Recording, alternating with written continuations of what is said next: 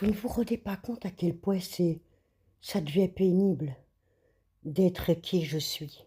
Il y a beaucoup moins de souffrance intérieure depuis que j'ai compris et pu mettre des mots sur ma personnalité et pourquoi je réagissais de cette façon-là en permanence. Mais c'est compliqué de s'adapter. Toutes mes relations ont toujours été très compliquées et je n'arrivais qu'à les garder par soumission, avec toujours cette souffrance qui est constante, parce que je sens bien que quelque chose ne va pas malgré tout, hein. Je sens bien que c'est incohérent et que ça ne doit pas se passer comme ça ne devrait pas se passer comme ça. Alors maintenant que j'ai compris, ben, j'essaie de me comporter différemment avec les gens. J'ai toujours été solitaire, je le reste malgré tout, parce que j'ai besoin de ma bulle et j'essaye de construire mes liens relationnels sur, une autre, façon de penser et de voir les choses dans mes relations avec les autres. Et pourtant, j'ai toujours été très, très sociable. J'adore les gens. J'ai besoin des autres. C'est quasi, une question existentielle. Toujours, tournée vers les autres, une grande empathie hypersensible, mais besoin d'eux pour pas m'effondrer, pour avoir une raison de vivre. Alors, 1re chose, ben, je vais aller maintenant vers les autres et au lieu de me soumettre et être, OK avec tout ce qu'ils ont décidé pour moi, ben, je vais leur expliquer dès le départ qui je suis, comment je fonctionne. Donc, ne me la fais pas à l'envers, je vais te capter. Voilà ce que ça veut dire. Mais je le dis pas comme ça, on est bien d'accord. Toujours, je reste, moi, avec ma bienveillance et ma gentillesse, hein. Ça ne va pas changer, ça ne changera jamais. Et donc, voilà, pendant 5 ans, je suis restée toute seule, isolée, carrément. J'ai étudié, analysé, j'ai appris, j'ai fait mon introspection sur qui je suis. Et je me suis dit: «Ben, maintenant, tu vas vers les autres et tu de fonctionner différemment et maintenant ça va aller».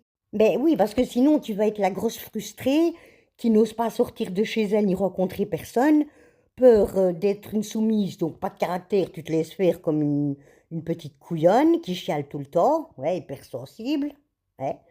Et deuxièmement, tu vas oui, tu as peur d'être malheureuse, tu as peur d'être déçue, tu as peur de d'ose affronter rien ni personne, donc tu te cloîtres chez toi et voilà. Ou alors on va penser de toi que tu es invivable et que vaut mieux rester loin d'elle, c'est pour ça qu'elle rencontre personne en fait. C'est pas elle qui, c'est les gens qui ne la veulent pas, rester à côté d'elle. Fou, quel catin, vaut mieux dégager tout de suite et au plus vite. Donc allons-en. Et c'est une catastrophe. J'ai fait, sur, les 2 années qui viennent de passer, 4 ou 5 rencontres et c'était pas du tout ce que j'avais imaginé et c'est catastrophique. Pourquoi? Ben, je vais vous expliquer. Les personnes en pâte hypersensibles, comme moi, ont, je dirais pas comme un 6e sens, mais elles ne savent pas rester à la surface des choses. Elles captent une tonne d'informations sur le cœur même, l'essence même des choses, que ce soit des objets, de la nature, des individus, des personnes, et ça de manière quasi permanente. Et c'est une grande souffrance parce qu'il y a un décalage énorme entre ce que la personne dit, affiche ou montre. Et il y a un enjeu dramatique parce que on a la capacité d'être connecté à une source d'information qui est différente de la majorité des gens. C'est-à-dire qu'on va capter chez l'autre, par des micro-signaux, son manque de cohérence entre ce qu'elle dit, ce qu'elle fait et ce qu'elle ressent. Donc, dès que la personne va nous jouer un personnage, qui a peut-être son rôle social, OK, pourquoi pas? On va sentir chez la personne son degré d'attention, ses émotions, mais aussi son degré d'authenticité, d'honnêteté vis-à-vis de la situation. Et lorsque la personne est en train de nous raconter, un truc, une de ses histoires, on va capter tout de suite ce manque, de cohérence entre ce qu'elle dit, ce qui s'est vraiment passé, sur ce qu'elle aurait souhaité. Et nous, qu'est-ce qu'on fait? Ben, on va vouloir lui montrer son manque de cohérence. Alors pas pour la piquer ou lui dire, «Ouais, tu vois, je t'ai capté, que tu mords». Non, de manière bienveillante, parce que nous, on pense que regarde comme je te comprends vraiment dans ton intimité émotionnelle et je vais pas m'en servir contre toi pour te briser. Regarde comme je peux être intime dans cette connexion avec toi, dans ce partage de liens relationnels qu'il pourrait y avoir entre toi et moi. Et là, il se passe quoi? Eh bien, on se prend une tarte relationnelle dans la gueule. Pourquoi? Ben parce que le propos va toujours être pris comme une critique, comme un jugement. Et de quoi tu te mêles? Et mais c'est pas vrai, et tu crois que je te mens, mais tu te prends pour qui? Je t'ai rien demandé. Et voilà, et on se fait rejeter comme les grosses merdes. Et pourquoi? Ben parce que la personne, elle est peut-être pas capable d'entendre ce qu'on a à lui dire. Son conscient, son inconscient ne veut peut-être pas, ben parce que sinon son personnage social qu'elle joue en permanence dans la vie risque de s'effondrer et elle en a besoin pour tenir face à sa réalité de la vie qu'elle s'est construite.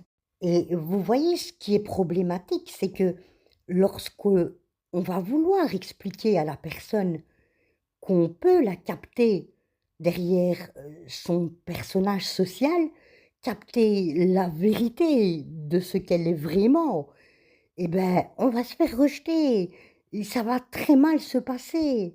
Alors on arrive dans une relation où on voudrait nous fonctionner, ben, dans l'authenticité, la vérité de qui on est, se mettre à nu sur qui nous sommes. Qu'est-ce qui va se passer? Rien, on ne saurait pas nous faire un deuxième trou de cul, ça va rien changer. Mais la personne, elle, est incapable de reconnaître et d'admettre cette vérité de qui elle est face à la réalité et oser faire ce face avec le réel. Et le cerveau, ça le fait bugger parce que on a le fond de la vérité, mais je vois bien que les gens que j'ai rencontrés, et c'est pour quasi la majorité, ne sont jamais prêts à assumer leur manque de cohérence, ou en tout cas être à la recherche pour trouver cette cohérence. Et donc, ben, vont afficher un personnage, mais comme c'est moralement inavouable, parce que la vérité c'est ça, et on ne l'avoue pas, c'est quoi? Profiter les uns des autres. Parce que les relations chez les gens normaux, c'est ça.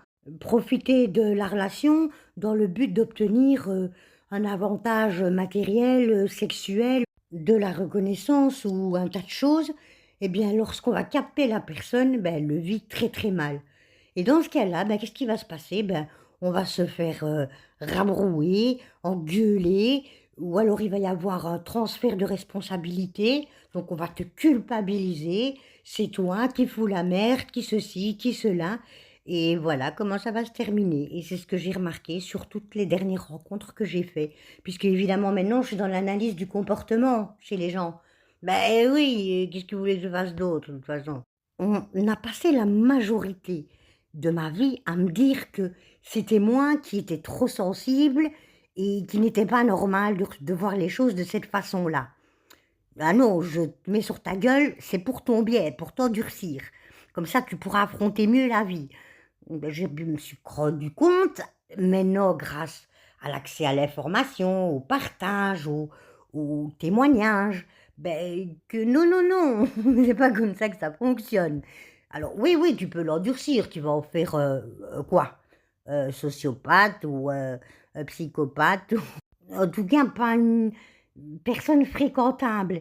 Et pour si on veut le bon développement de son enfant, ou en tout cas transmettre des informations qui permettent développement d'une bonne personnalité, ben c'est pas ce genre de choses qu'il faut transmettre, je pense, à la prochaine génération, qui est en train de foirer, mais qui est en train de s'effondrer au profit de la perversion. Mais bon, ça c'est un autre sujet.